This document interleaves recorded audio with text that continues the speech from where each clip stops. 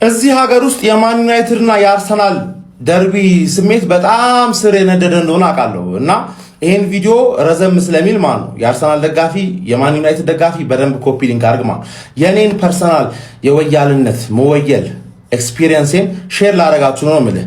ዘንድሮ አርሰናል ዋንጫ ሲበላ ማለት በጣም ያስቀናህ እኔም እኮ ዋንጫ መብላት አለብኝ ብለህ የምታስብ የዩናይትድ ደጋፊ ካለ በደንብ አድርገህ አዳምጠኝ። ለማጣጣል የምትሞክርና እኔ እንደዚህ ያለኝ ምናምን የምትል ከሆነ ያንተ ህመም ይቀጥላል ገባለው። ዞሮ ግን ይሄ ክለብ ወደ ስኬት የሚመጣው ጤነኛው ደጋፊ ጠሽ ካለው ደጋፊ ሲበዛ ክለብህን የምትደግፍበት መንገድ ቀጥልበት። ገባ ጠሽ ሆነህ ነው መደገፍ ያለብህ ክለብን። እሱን አደንቅልሃለሁ። ተረዳኝ። ሌላውን የምታይበት መንገድ ነው። አሁን ለምሳሌ አርሰናል እንዳይሳካለት ብዙ ጥረት አደረክ አይደለ? ፔፕ ሰር አሌክስ ፈርጉሰን የያዛቸውን ሬኮርድ እንዳለ ለማን ሲቲ አስረክቦ ነው የሄደው ማለት። አንተ የሁላ ሰዓት ላይ አርሰናል እየቋጠርክ 3 በተከታታይ ሰር አሌክስ ብቻ ነበር ያደረጉት። ፔፕ 4 ያደረገ ሁለቱን ዓመት እኔ እንዳልበላው ገባ። አርሰናል ከሚበላው ሲቲ 4 ይብላው ብለህ የሰር አሌክስ ፈርጉሰን ሬኮርድ አስረከብክ ማለት። ከሱም ሳያንስ ደግሞ ማለት ሲቲ 4ኛው ላይ ሲያቋርጥ ራሱ አንደኛ ዓለም ላይ ምጠላው ቡድን ምናምን የምትለውን ሊቨርፑል አሁንም ቋጥረህ ካንተ ኩል 20 አረከው። የሰር አሌክስ ፈርጉሰን ሬኮርድ አሁንም ቀለድክበት ነው ማለት። ተረዳኝ አይደል? እንደዚህ ሁላ መስዋዕትነት ከፍለህ ማለት ፍሬህን ገብረህ ምናልባት የልጅና የልጅ ልጅ ላይኖርህ ይችላል እኮ በዚህ ምክንያት ማለት ይሄ ለኛ ይጠቅማል። ሌላ ዩናይትድ አዲስ ትውልድ ዩናይትድ ደጋፊ አይሆንም፣ ምክንያቱም ስለማትወልድ ማለት ይሄ ሁላ መስዋዕትነት ከፍለህ ማይቀረው ነገር ግን ሀፕን አደረገ። አርሰናል ቻምፒየን ሆነ ማለት ነው። አያርለ ይሄ ደግሞ እንደ ዩናይትድ ደጋፊነት ሊጎዳህ ይገባል። ተረዳኝ አይደል? ለምን ብለህ ብትጠይቀኝ እኔ ወያልነት ያቆምኩት 2012 ላይ ማን ሲቲ ዋንጫውን ሲነጥቃችሁ ማለት እኔ ዋንጫውን እንደበላው ነው የጨፈርኩት። ሀቅ ለመናገር ያው ፈላም ነበርኩኝ፣ ጥላቻም በዛን ጊዜ ምናምን ነገር ነበረ። ጨፈርኩ ነው የምልህ ዋንጫውን እንደበላው። ከዛላ እግር ኳስ እዳይን ስትከፍለኝ የሚቀጥለው አመት የኔን አምበል ሮበን ቫን ፐርሲን ወስደህ ማይቀረውን ነገር ዋንጫውን በልተ ጋርድ ኦፍ ኦነር ገጫኝ። ገባርለ ወያልነት ምን ያህል ኪሳራ እንደሆነ ተረዳሁኝ ነው ማለት። ተረዳኛ። ማን ሲቲ ለካ በኔ ተጫዋች ነው እኮ እኔ ገንዘብ ስቴዲዮም ምናምን እዳ እየከፈልኩ ስለነበረ ልክ እንደ ሰንዴ ማርኬት ፕሌስ የኔን ተጫዋቾች እየለቀመ ነው በኔ ተጫዋቾች ዋንጫ የበላው ማለት። ስለዛ ማን ሲቲ ሳይሆን ተጫዋቾቹ እኛ ጋር ቢቀሩ ዋንጫ መብላት የማይቀር ነበር ነው ማለት። ተረዳኛ።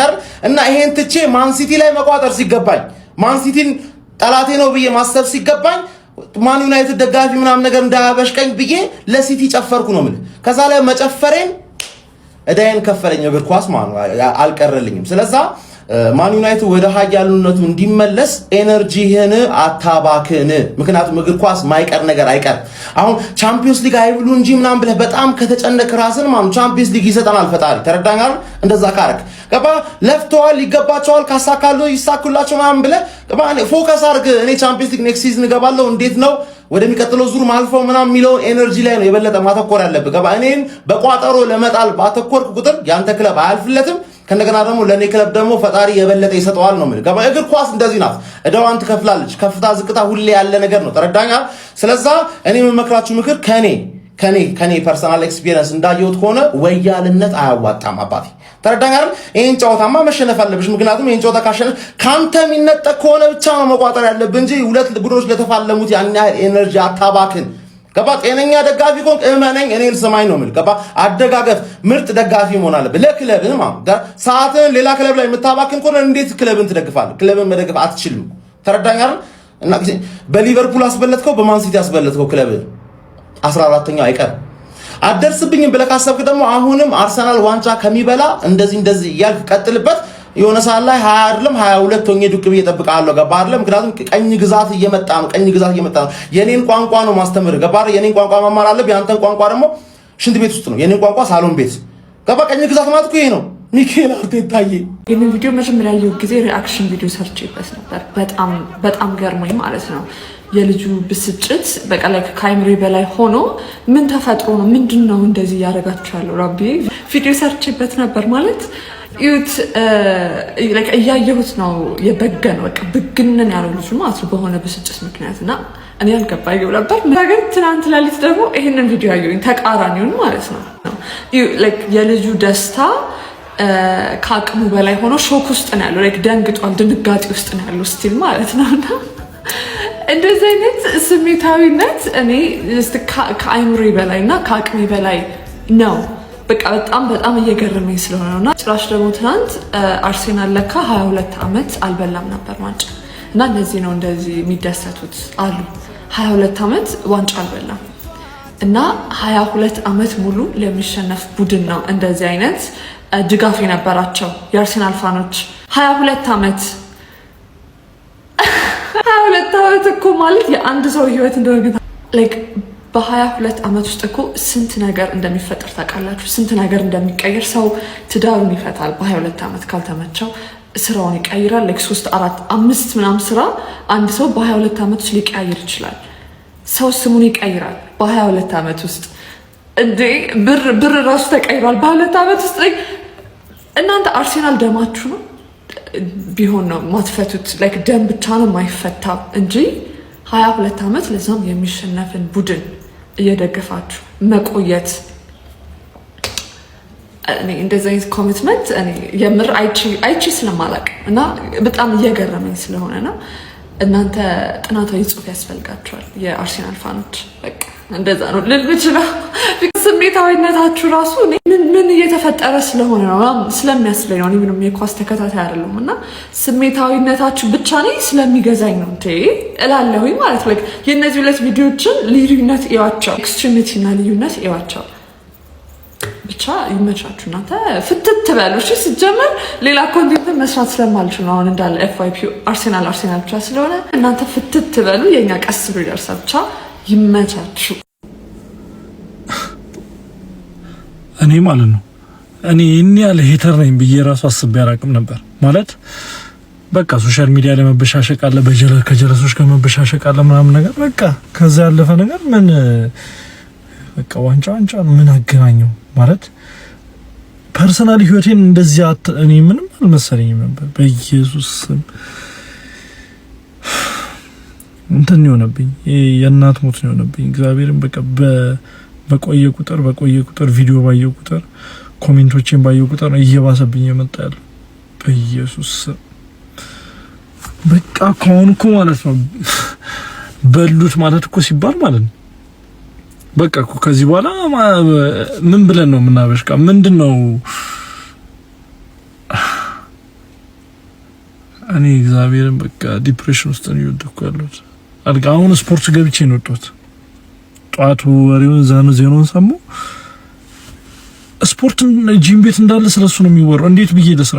ከዛ ስልኬን ተጠቀማለሁ በቃ እንዳይደብረኝ። ስልኬ እንዳለ እሱ ነው። ፌስቡክ ላይ ራሱ እሱ ነው የሚጠቀሙት። እግዚአብሔር ይሆናል።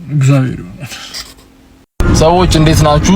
ጥያቄ ነው። እሺ ትላንትና ምንም አይነት ኢቨንት አልተዘጋጀም። እሺ ያ ሁሉ ህዝብ ምን አመጣው? ምንድነው የሰበሰባችሁ? ያ ሁሉ ህዝብ መሀል ቦሌ ላይ ለሊት 7 ሰዓት ላይ እንዴት ተገኛችሁ? ያለምንም ማስታወቂያ፣ ያለምንም ኢቨንት ማስታወቂያ፣ ያለምንም ፕሮሞሽን ምን ኧረ ቢስሚላህ። አዲስ አበባ ያላችሁ የአርሰናል ደጋፊዎች ትለያላችሁ። ትላንት ቦሌ ኤድና ሞል ጋር የነበራችሁ የአርሰናል ደጋፊዎች ትለያላችሁ። እና ቴንኪዩ አዲስ አበባ ፖሊስ ደግሞ ማለት ነው ሴፍ የሆነ እንክብካቤ ስላደረጋችሁልን ለሊት 8 ሰዓት ላይ ወጥተን በዚህ ሲቹዌሽን ውስጥ ወጥተን ስንቀወጠው ስላገዛችሁን በሰላም ወደ ቤታችን እንድንመለስ እናመሰግናለን። የተሰባሰባችሁ የአርሰናል ደጋፊዎች ግን ትችላላችሁ። ኢቨንት ሲዘጋጅ እናንተን አያርገኝ። ይመቻችሁ። ከ20 ዓመት በላይ ሆነን ያንን የፕሪሚየር ሊጉን 2 ጆሮ እንደዚህ ከፍ አድርጎ በኦቱ ማሊያ ያሳየን ዘመን ማለት ነውና ከዛ በኋላ ብዙ ታሪኮች ተቀየሩ። በጣም ብዙ። ያኔ ልጅ ነበርን፣ ትምህርት ቤት አለ፣ የሆነ ነገር አለ ምናምን። ከዛ በኋላ ስራ፣ ከዛ ትዳር፣ ከዛ ልጅ ልጅ እንደገና ልጅ። ሁለቱን ትልልቅ ልጆች የራሱ የአርሰናል ደጋፊ ለማድረግ ስሞክር ባባ ምንድን አሰቃየህ? የዋንጫ ቡድን አይደለም ቲኪታካው ምን ያደርግልሃል? ዋናው ዋንጫ ነው ብለው ተቀይሰው አንዱ ወደ ሊቨርፑል አንደኛው ደግሞ የምን ፕሪሚየር ሊግ ብሎ ወደ ማድሪድ ስፔን ሄዷልና እንግዲህ ያው ነፍስ አውቀዋለሁ። ማስገደድ አልችልም። በክብር የተጧቸው ማሊያ ቀስ ብዬ ተቀብያለሁ። እስከዛሬ ድረስ በትግስት ማለት በተለይ ቲክቶክ ላይ ትልልቅ ፎሎወር ያላቸው ሰዎች ከዚህ በኋላ አርሰናልን አልደግፍም ብሎ ሲሆን እንኳን እልክ ይዞኝ ማለት ነው አርሰናልን መደገፍ አቆማለሁ። ነገር ግን ካልበላ የወላ አመት ለፍቼ ሳይበላት ኧረ በፍጹም ብዬ ገግሜ ነበር የተቀመጥኩት። ለማንኛውም የማታው ድል እጅግ በጣም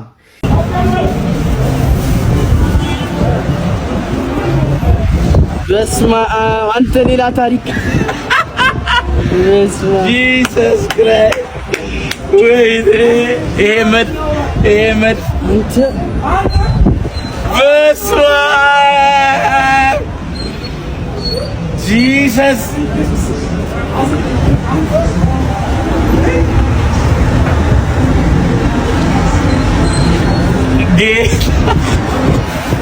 አንተ ራስህ ነው የሰራው የኔ አባት ጨብጠው ወደ እግዚአብሔር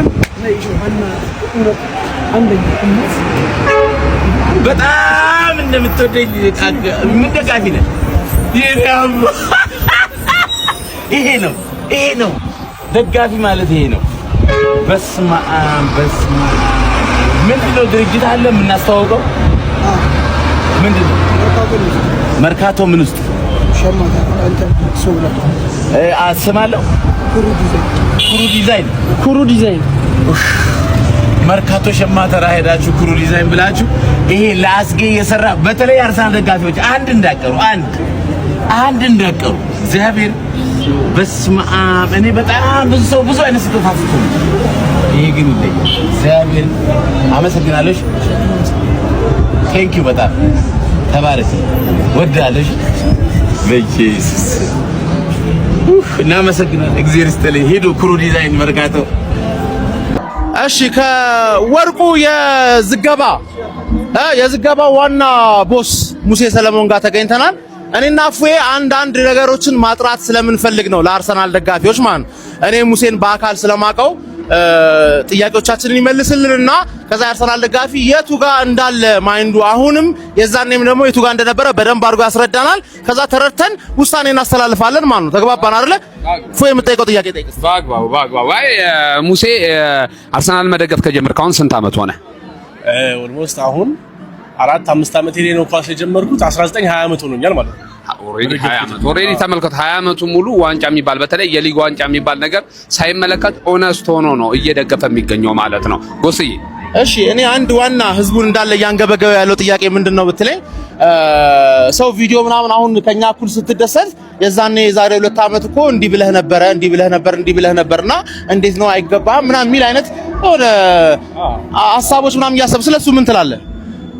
ያው የዛን ጊዜ ስሜታዊ የሆነ ነው ስፔሻሊ የሳውዛምፕተን ጌም ነው 3 እኩል የሆነው ማንም ሰው ብሏል እኔ ካሜራ ከፍቼ ሪከርድ አድርጌ እንደዛ አልኩት እንጂ ስሜታዊነት ነው እንጂ ይሄ አቆማለሁ ብለህ የምታቆመው ነገር አይደለም ኳስ ስፔሻሊ አርሰናል ደጋፊ ግሎሪ ሃንተር አይደለም ዋንጫ አይደለም የደገፍከው ኳስ ወደደው አርሰናልን የምትደግፈው አቆማለሁ ስላልክ አታቆምም ስንት ጊዜ አቆማለሁ ብለናል በቃ ዳትሰት መቼም ቢሆን አርሰናል መደገፍ ማቆም አይመስለኝም አንድ እኔ ልክ እንደ አብዛኞቻችሁ አርሰናል ደጋፊ እኔም ፏድም የዛኔ ቪዲዮን ሲሰራ ቅር ብሎን ነበር በጣም ተቆጥተን ነበር ምክንያቱም እንዴት እንደዚህ ይላል በሚል ማለት ነው ከዛ ላይ ይሄን ሐሳብ የሰረስኩት ማለት ነው ሙሴን በአካል ያገኘሁት ቀን የዛኔ ቪዲዮንም ሲሰራ ምንድነው ያለው ትዝ የሚላችሁ ከሆነ እኔ ስሜታዊ መሆን ሰው አይደለሁም ስሜቴን በጣም መቆጣጠር የምችል ሰው ነኝ ግን አልጣላም ምናምን ግን በአርሰናል ጉዳይ ሲሆን ስልክ ሰብራለሁ ከሰው ጋር ጣላለሁ ንብረት አወድማለሁ ምናምን ይሄ ደግሞ ማን ነው ራስን መቆጣጠር ማትችል ስሜት ውስጥ የምትገባው ከፍቅር ብቻ ነው አይደል እንዴ እኔ ከትላንት ወዲያ በደስታ ያለቀስኩት አልቃሻ ስለሆንኩኝ አይደለም ስሜቴን መቆጣጠር ስላቃተኝ እና በደስታም ጥግ አንዳንዴ ስሜትን መቆጣጠር ይከብዳል ከእንደገናም ደግሞ በሐዘን ጥግም አንዳንዴ ስሜትን መቆጣጠር ይከብዳል እና እኔ በአካል ሳገኘው ሙሴን የተረዳሁት ምንድነው በጣም ነው አርሰናል የሚወደው ከእንደገና ደግሞ እኔ እንደማስበው ከሆነ ክለቡን መደገፍ አቁም ያለው አለ አይደለ ይሄ ደግሞ ወንጀል ነው ብለህ ልታስብ ትችላለህ ግን ከዚህ የባሰ ወንጀል እኮ አለ ዋንጫ ከ20 አመት በኋላ ላመጣልን ማናጀር ሙልጭ አርጎ የሚሰርብና ሙልጭ አርጎ የሚሰርብ አለ ይሄ ኖርማል ነው ሙሴ ደግሞ ምርጥ ሰው ነው በቃ ጀማው በቃ አፉ እንለዋለን ሙሴያችን የግላችን ነሽ ቤተሰባችን ነሽ ደማችን ነው ገብቷቸዋል አይደለ አፉ እንለዋለን ዘንድሮ የዋንጫ ሴሌብሬሽን አለን ማለት ነው አብረን ነው ሞቅ ደመቅ ካረገ ነው የምንለው ጀማው እንገናኝ ከነበረ ሻምፒዮን አፉ በሉት ጨርሰናል ማን ሙሴ በጣም እንወዳለን እናከብራለን ሁሉም ነገር ከፍቅር እንደሆነ እንረዳለን እርግጠኛ ነኝ አሁን ደግሞ ማን ነው ዋንጫ ኤክስፒሪየንስ ያለው ደጋፊ ስለሆንክ ሌላ 20 ዓመት ራሱ ማለት በትዕግስት ለመጠበቅ ፈቃደኛ ነው። ትበሳጫለህ። ካሁን በኋላ ብንሸነፍ ትበሳጫለህ። ምንም በቃ እኔ ማን ነው? እኔ መቼም ነው ማለበሳቸው አባቴ አሁን ይሄ ነገር ለዩቲዩብ ነው። በጣም